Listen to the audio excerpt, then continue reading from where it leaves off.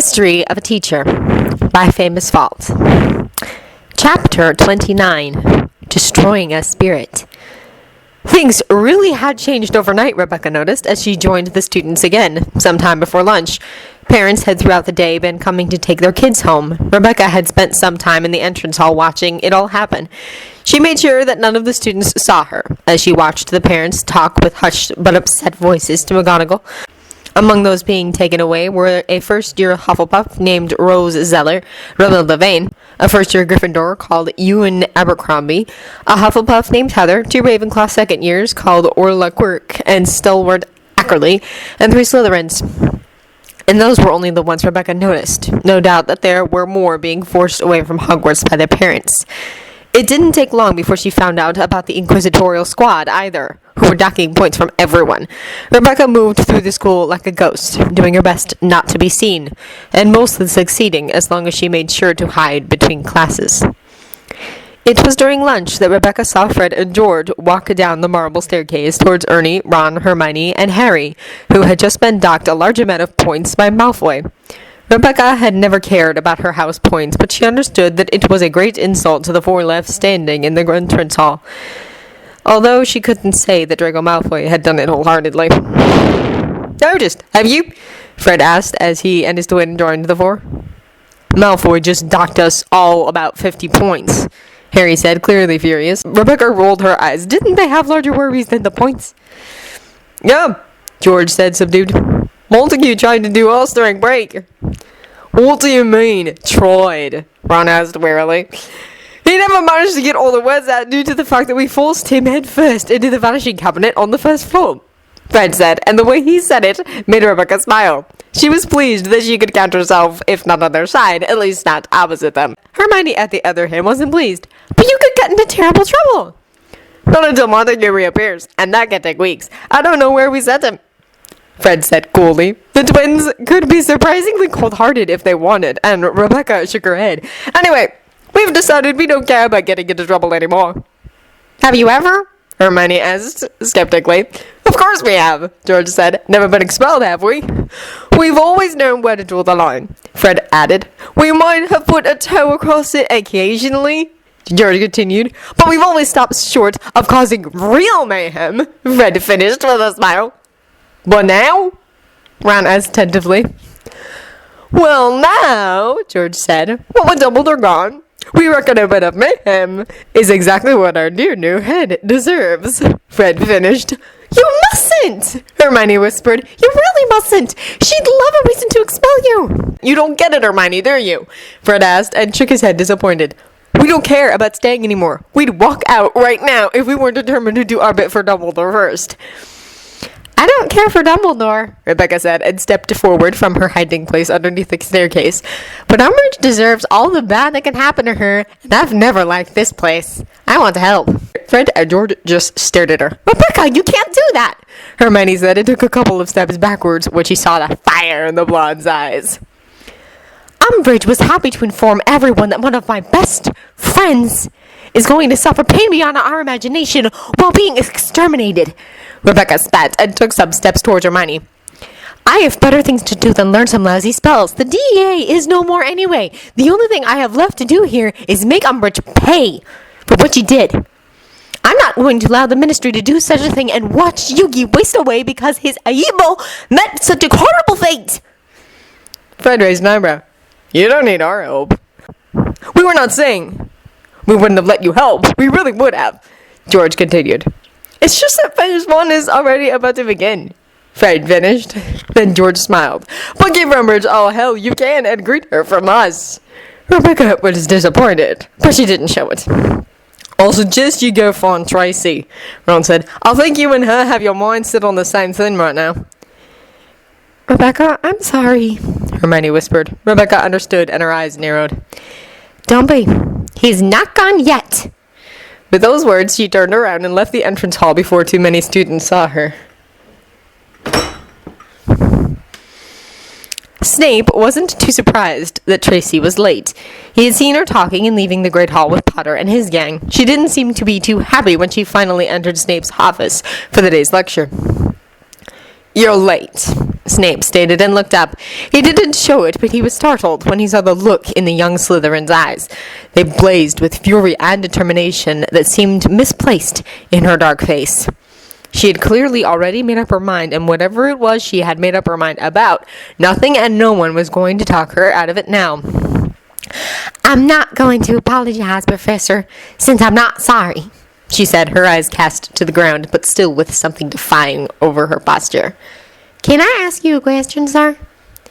Snape was surprised, but amused, and decided to see how things were going to turn out. Perhaps he could learn some more about the history teacher. After all, Tracy got along well with Rebecca. I can't see why not. Sir, what do you know about last night? She asked with a frown. Snape was surprised by that question. He had expected something different. Nothing more than what was in the Daily Prophet. Tracy looked visibly disappointed. You didn't know, sir? Snape shook his head slowly. Dumbledore told me that there was more to him than meets the eye. I had, however, not expected something like this. I assume you were part of the army of students. Tracy nodded, knowing that there was no point in denying it. She wondered why Umbridge hadn't put them all in some sort of horrible detention yet. She assumed they would be hearing more about it after dinner or something like that. Tracy waited for Snape to say something about it, but he didn't say a word, so she asked, Professor, what do you think about what happened last night? Snape looked at Tracy, but refrained from answering. The fact was that he wasn't quite sure. Like most people, he had a deeply rooted fear for possessions and that kind of spirits, and his first reaction when he had seen the paper was relief. The thing that made Snape wonder was Professor Mutto's reaction. People freed from possessing spirits tended to feel a certain relief and hope. They definitely weren't devastated. I believe you have a more informed point of view on it, he said eventually, and stood up. What do you mean, sir? Tracy asked curiously. You hold more information about this than I do, Snape said. It's, after all, the fifth years who have suffered the most damage by Professor Mutto. Snape was quiet a while, and then spoke. I believe that Professor Mutto won't be in the school much longer. Tracy sighed deeply, but didn't push the subject further, although Snape could tell she wanted to ask a lot more. He was disappointed. He had hoped to learn more, but Tracy chose the right moment to stop. Do you agree on the actions of the Ministry? Do you agree on the actions of the Ministry? Snape wondered. Tracy's gaze was just as intense as that of her mother, Snape noticed, but unfortunately for Tracy, her eyes also showed exactly how she felt. Fury was the only word Snape could find to describe the expression. He had already gotten his answer. Yes, I think what they did was despicable, Tracy answered honestly, somewhat to Snape's surprise. I can't imagine why, Snape said, sounding as bored as usual, although intrigued by the subject. A malevolent spirit was removed from the school. They only did as they were supposed to. It would hardly be the first spirit they captured and destroyed. Snape had set a trap.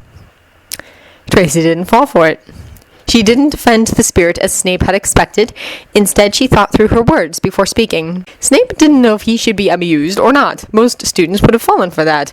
And although Snape really wanted to know more, he was pleased that the werewolf at least could think twice before opening her mouth. But no one should need to suffer for it. Couldn't they have been gentler on Professor Mutto? Removing a spirit is a troublesome task. It is a surprise that they were able to remove him here. Usually the process can take up to a week. They were gentle on him, Snape said, although nonetheless shocking, I suppose. Tracy shook her head. Why does everything that happens, whatever it is, hurt? I understand that they want to destroy the spirit, but why does he need to suffer? Snape frowned. Tracy was trying to get information from him in the same way he was trying to get information from her. She, too, probably knew what they were doing. It was a cat-and-mouse game. The first one to make a mistake was the one who had to give up the information. The only difference was that Snape's information was his to give, and he doubted that Tracy felt free to share whatever she knew. They could continue to play this game, but Snape didn't feel like it. They once asked me for help when they first succeeded in removing a spirit from a person. They had tried to destroy the spirit in many different ways. Most of these ways can't be spoken of since they were practiced in the Department of Mysteries. I made an unbreakable vow not to ever speak of what happened down in the Department of Mysteries. However, when they noticed that those ways didn't work, they moved into an empty room in the Department for the Regulation and Control of Magical Creatures, turned it into a laboratory, and asked for my help. Snape told Tracy, who looked slightly confused. Tracy did, however, not say a thing and just sat quiet and listened. Snape appreciated it. It took all of us a lot of research and patience before we were able to destroy the spirit. The spirit in question was truly malevolent, more than you can imagine, and he killed about a dozen of us before we found a way to restrain him. Possessing spirits need something to possess. That's very important to know. It was, however, hard to make him stick to one and the same thing, and he just jumped from one person on the team to the other, killing them all after driving them insane. When we found a way to restrain him, we could focus on destroying him instead. Tracy looked disappointed, but still remained silent. She knew that she needed to know that one piece of information Snape kept from her. When Snape had figured out what she wanted to know, he also knew what she had made her mind up about. She was planning to free the spirit. He just didn't know why.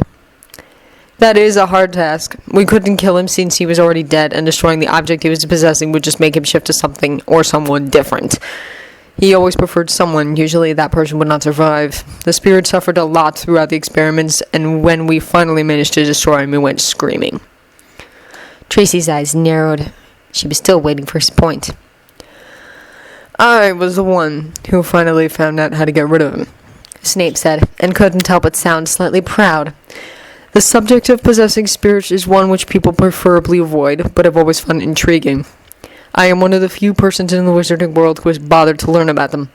I know how they restrain the spirits, and I know how they destroy them. If they manage to destroy him before July, I'll be impressed. If you are going to free him, you are going to need my help, but before I'll give you any of that, I want to know who I'm saving and why you want to do that. Tracy gawked at him. She was too surprised to react any more than that. This Snape collided with everything she knew about him. She hadn't really expected him to care. Least of all had she expected him to see right through her.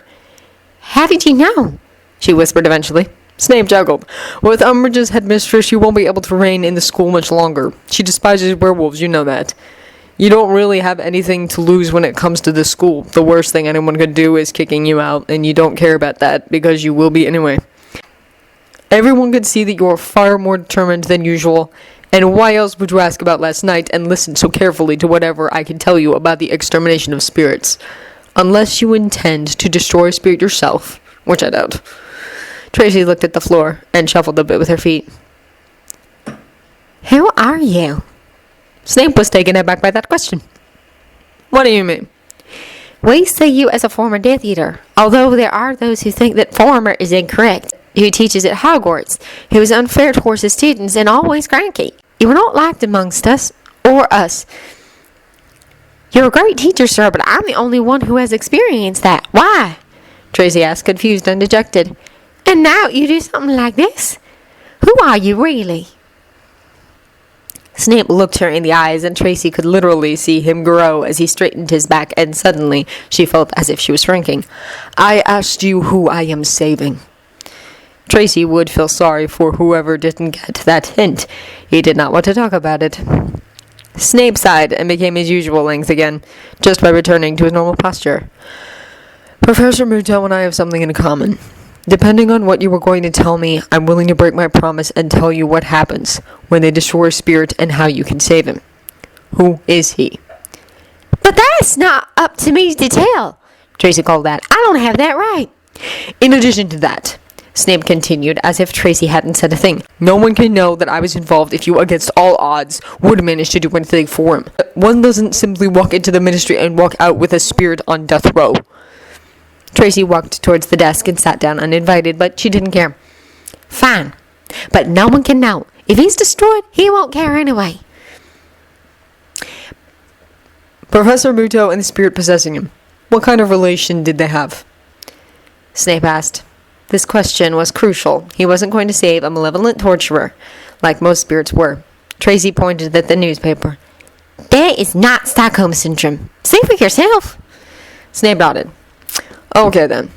I tell you what you need to know to save him, and from there you'll have to do it on your own, and you don't tell anyone I gave you any of this information, and I don't say a word about the things you were going to tell me. Tracy smiled and held out a hand. Deal, she said. Snape raised an eyebrow, then shrugged slightly. This was slightly odd. He'd never done anything like this before, especially not with a student. But it didn't feel that bad. Deal, he said, and took Tracy's hand. Boom! Rebecca had found the world's best spot to enjoy the fireworks. They were beautiful, not only because of how they looked, but also because of what they were doing to Umbridge. She was sitting in the very hallway where Fred and George had set off the fireworks, just the floor underneath Umbridge's office. Rebecca sat in a windowsill, pressed against the window to make sure that none of the pyrotechnic wonders would hit her.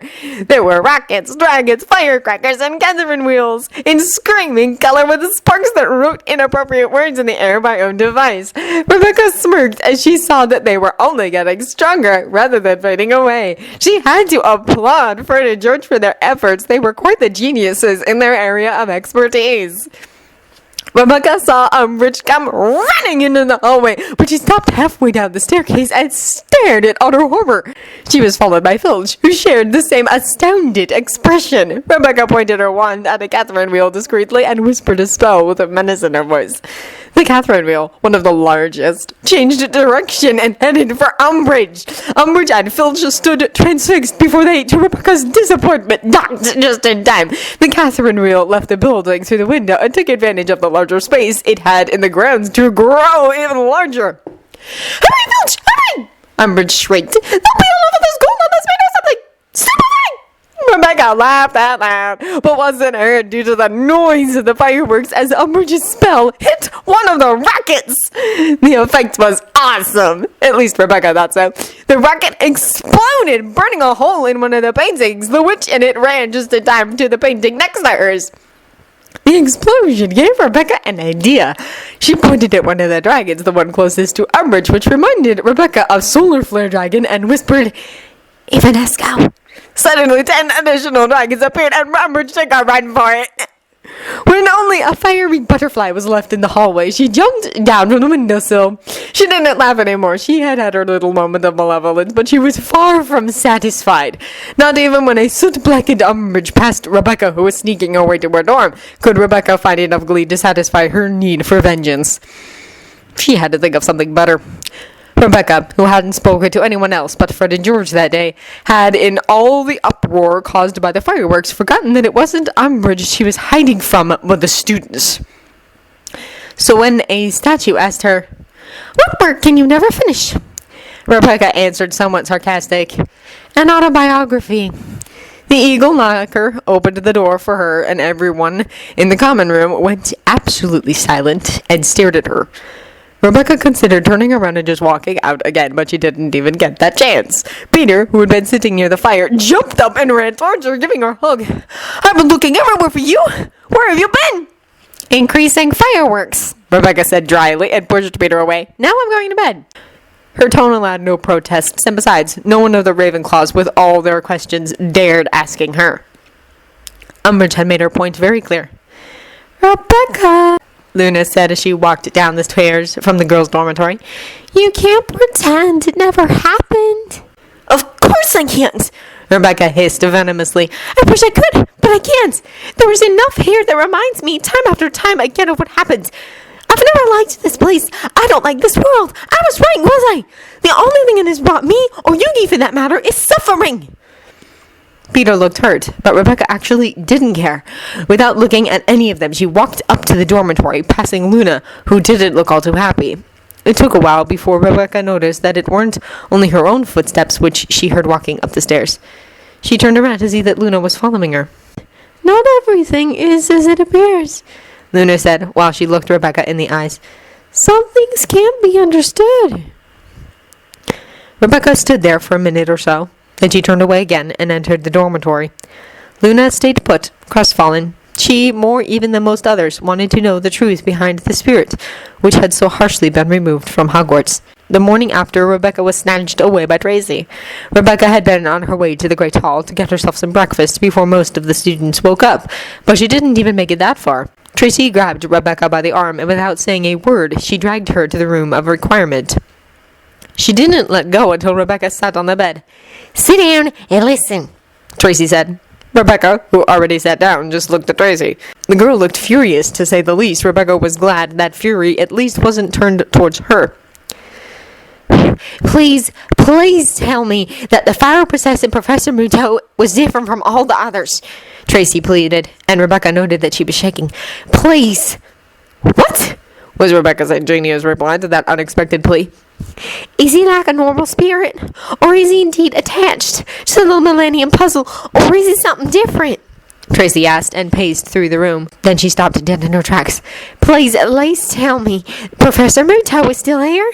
Tracy put both hands on her head at the thought and fell to her knees. You've seen him, right? Tracy had no idea what had just happened, but she didn't particularly like it.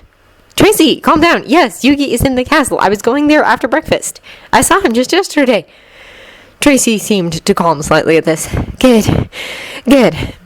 But Tracy, why? What's going on? Rebecca asked and stood up, grabbing the Slytherin to make her stand still. How much do you know about possessions? Tracy wondered and didn't bother waiting for a reply. A spirit who possesses a person or an object does preferably not leave, since they see the thing they possess as their property. That's why a possessing spirit will only leave his host when under torture. Very real, very horrible torture. Because the spirit feels everything his host feels, he eventually has to leave or risk going insane. The blood drained from Rebecca's face. How do you know this? Tracy shook her head. I know. That will have to do. At least tell me how you know about the Pharaoh, Rebecca demanded with a hostile tone. She didn't like that Tracy knew this much. She didn't like it at all. Bill Weasley worked in Egypt as a curse breaker, and when a family of tomb keepers died, they broke their way into their living space and entered a hidden tomb of a nameless pharaoh. There was enough information there, and then there are the things Professor Muto told him himself, and the fact that he's the king of games made that we could gather information from everywhere and combine it until we found the solution.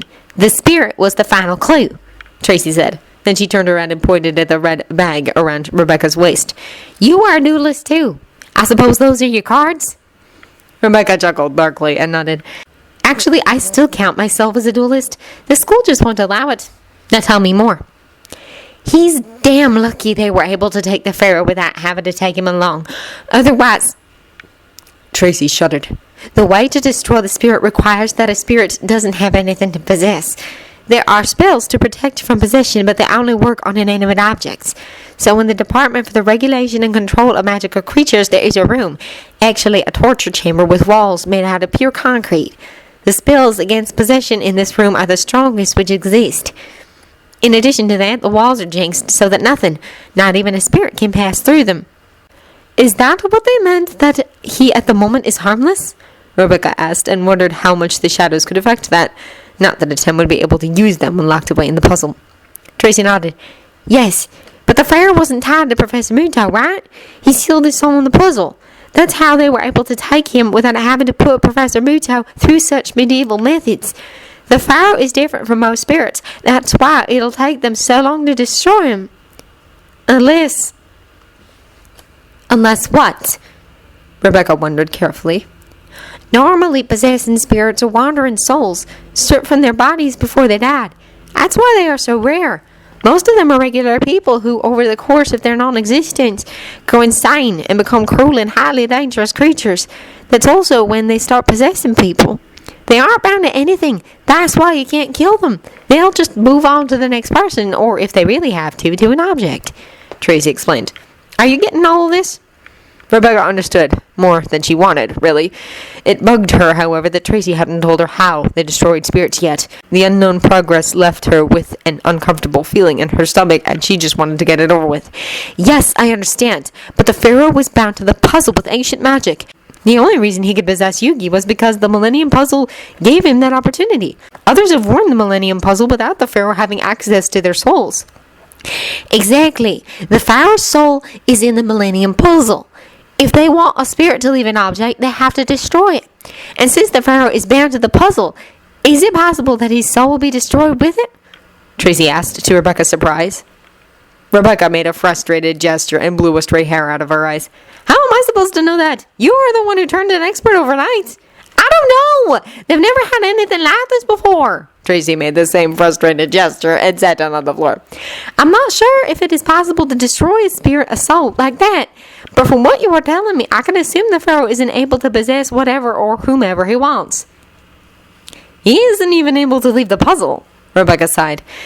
Even if they don't destroy him, if they destroy the puzzle, they'll most certainly harm him. I don't think they can, however. Rebecca said. There are those protecting the Pharaoh. I'd be surprised if they just let him be destroyed. What troubles me is that the ministry was able to steal the Pharaoh away without them doing anything about it. Protected by what? Tracy asked with a raised eyebrow. The same thing that protected me when you transformed in the hospital wing, Rebecca said, somewhat insensitive. Only mightier. Tracy pressed her lips together and looked away. She was still ashamed over what had happened that night, regardless of the fact that Rebecca had told her 100 times that she shouldn't. Would I have harmed you otherwise? She asked. Rebecca nodded. Most definitely. Tracy laughed, humorless. I suppose it's just my luck I attacked the girl protected by mysterious powers. Rebecca ignored the comment. We need to get the puzzle back. There is no telling what happens if it is destroyed, if it can be destroyed. It holds immense powers, darker than you can imagine, she stated and looked at the ground. The power of stolen souls, Tracy whispered, and Rebecca nodded. Yes, indeed. What surprises me is that those souls didn't interfere. All in all, most of them are quite fond of Yugi and the Pharaoh. Are all those monsters really souls? Dean told me about them, but it all seems so weird and unbelievable, Tracy stated. Says the girl going to the School of Witchcraft and Wizardry, Rebecca replied somewhat dryly. Yes, they are all part of souls, but only parts. They show the true nature of a person, but have no power without their ba. Some of them were stolen, and these stolen souls consist out of the ka only and need the shadows to do anything. Then the ka of people who die move to the dominion of the beasts and get power there. That's freaky. So I turn into a beast when I die? Tracy wondered, trying to understand. Rebecca shook her head. That's not how it works. When a ka gets sealed in the shadows, they rip a person's soul in two. When you die, your soul goes two different ways. Your ba goes to the spirit realm, and your ka to the dominion. But they are still connected. It doesn't affect you that your ka is in a different dimension when you die. I wonder what my ka is, Tracy wondered absent-mindedly, but then gathered herself. Regardless of all that, we need to save the Pharaoh. Hold it right there, Rebecca interrupted the Slytherin. Why are you so determined to save the Pharaoh? I owe the Pharaoh my life, Rebecca, Tracy said, and gazed at her intensely. I have to do whatever I can to save him. It is the only right thing to do. Rebecca wasn't going to argue with Tracy about what was right and wrong. They didn't have time. Besides that, Rebecca was rather grateful for Tracy's knowledge, wherever she'd retrieved it from. Let's just say the Pharaoh is a regular spirit, Rebecca stated, really wanting to get rid of the uncomfortable feeling. How did they destroy them? Basilisks, Tracy answered. To begin with. Like the one which was loose in the school 3 years ago? Tracy wondered skeptically. A basilisk kills whoever looks them in the eyes. That's the general rule for basilisks. Look them in the eyes and die. But when you see the eyes without looking directly into them, you get petrified. However, when the basilisk was loose in the school, nearly headless Nick looked him directly into the eyes. But since he was already dead, he just got turned into stone. It is the only way for a ghost to get a solid form of their own. The same thing works on spirits when they are unable to possess anything, and basilisks have a natural defense against possession. Are you with me? Rebecca merely nodded. Possessing spirits can only be seen when possessing someone and by the person he is currently possessing. Otherwise, he is invisible. There are, however, a select few creatures who can see spirits. Those are cats, house elves, and basilisks. There is a window in these concrete walls. There are actually 2 elves behind the glass who keep a watching eye over the spirit locked up in their room. When the basilisk has turned the spirit without vessel to stone, a process which can take a while, he can't possess anymore. It's the only known method in the wizarding world to bind a spirit. Then? Rebecca asked. Then they smash him, Tracy said. Literally, use a spell to smash the petrified spirit into small bits.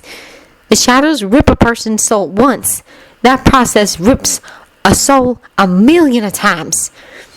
They are destroyed, and it hurts. To the spirit, it really hurts. What's worse, it keeps hurting for all eternity, Tracy added darkly. Why? Rebecca asked, disappointed to notice that the feeling in her stomach had become worse rather than better. You can destroy a soul, but you can't turn it into non-existence. It's not possible. These pieces of the spirit will still be able to feel the pain of being torn, each and every one of them, but not a single one of them has the power to do anything at all. These millions and millions of pieces are swept together and then scattered over the ocean. They become nothing more than tortured particles of dust. How will they destroy the puzzle? Rebecca asked when she received a sudden brainwave. Smash it, I think. And if that doesn't suffice, melt it, Tracy said. I'm not sure. How much can house elves see? She asked, laying the puzzle in her head. They can see the spirit at all times and recognize him for who he is, even when possessing a person or object, Tracy answered, confused. Rebecca, why does it matter? The Pharaoh spirit is only free when the puzzle is solved, and that is free with a lot of restrictions, since he remains bound to the puzzle. If they smash the puzzle, he'll just disappear into it. His pure soul will be bound in the darkest corners of his soul room, unable to act or feel. Naturally, there is no saying what will happen if they melt the puzzle, but if I had to guess, he'll just be stuck in eternal darkness. You see, smashing or melting the puzzle isn't really destroying it, it is reforming it, unfortunately, to the point where it can never be brought back together again. But that's something different. That's still a cruel fate, Tracy whispered. Rebecca nodded. Yeah, he's been there for 5,000 years already. I think that is more than his fair share of imprisonment in darkness. We have to get the puzzle back before they melt it, otherwise it will be darn hard to solve it again. She stood up and held out a hand to help Tracy from the ground. Tracy took it, and Rebecca pulled the Slytherin up. But right now, we are going to talk to Yugi. He's going to tell us what happened, then I'm going to write Raphael a letter. Then we'll see. Rebecca, wait. One more thing, Tracy said hazily. What? Not everyone in the ministry is trustworthy, Tracy said with a sound to her voice that urged Rebecca to understand. But Rebecca didn't get it. I know that the ministry isn't untrustworthy, she stated, confused. That's not what I meant, Rebecca. There are people on the team responsible for destroying spirits who don't find destroying spirits the most important of things. In fact, they value something else a lot more, Tracy said and looked at Rebecca intensely. Do you think we can buy the puzzle back? Rebecca asked, incredulous. If that's not possible, we should at least be able to delay the extermination. But even the weak link amongst them won't accept a bribe from 2 Hogwarts students. Besides that, we can't afford that. We will need someone with great experience at these things, Tracy said. We need someone who can and is willing to strive this thing on, perhaps to the point where we can get the puzzle back undamaged. Let's hurry, Rebecca said and grabbed Tracy's arm. Dragging the Slytherin behind her, Rebecca ran out of the room of requirement, and together they fought their way through the stream of students heading for their first lesson. Rebecca completely ignored their stares as she pushed them aside, still holding on to Tracy, who did her best to keep up. Do you know someone like that? Tracy asked while running when they reached a calmer part of the castle. Rebecca nodded without stopping. Yes, my guardian. He works for an unusual company once, and he can work with something like this. He rents an apartment in London, so we only have to contact him one way or another. First, we have to talk to Yugi, though. This time, Rebecca knocked first before she entered, closely followed by Tracy. Yugi was sitting on the windowsill, staring into nothingness. He turned around when he heard Rebecca knock and raised an eyebrow when Tracy followed the blonde Ravenclaw. Yugi? Rebecca said silently. We're going to save Atem. Yugi just stared at them. His eyes were empty, and they scared Rebecca somewhat. But she didn't show it. Then Yugi nodded. I assumed you'd say that. What are you planning?